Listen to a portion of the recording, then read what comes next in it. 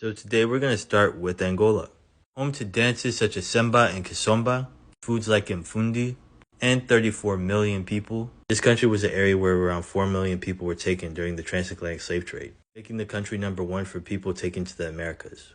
This country usually being lumped together with Cameroon, Congo, and Southern Bantu peoples on ancestry DNA, with the overwhelming majority of their DNA probably coming from Angola, DRC, or Congo, as well as 23andMe with Angolan and Congolese. Around a third of the nation lives in the capital city of Luanda, one of the most expensive capitals in the world, and it's been that way since 1526 when the Portuguese founded Luanda and embarked on a quest which would lead to the subsequent colonization of the area, starting with the trade relations between 3 different types of people groups. The first people being the Congo people further up north, who were citizens of the Congo Kingdom, in addition to centralized and decentralized societies and kingdoms of the Ambundu and Ovimbundu peoples.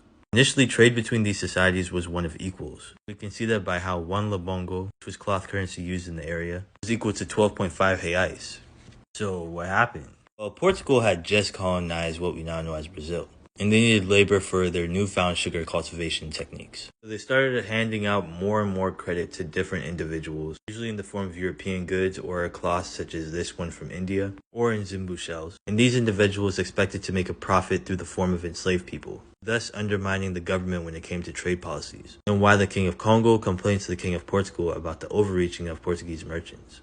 There was also the issue of succession disputes in Christianity, with one faction supporting matrilineal succession, the other supporting patrilineal succession.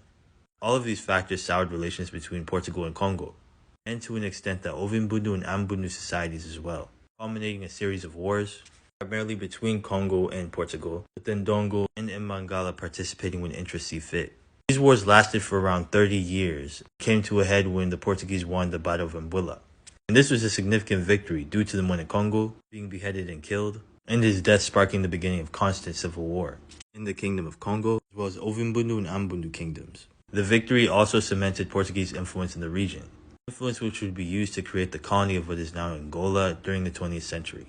Make sure to follow and like.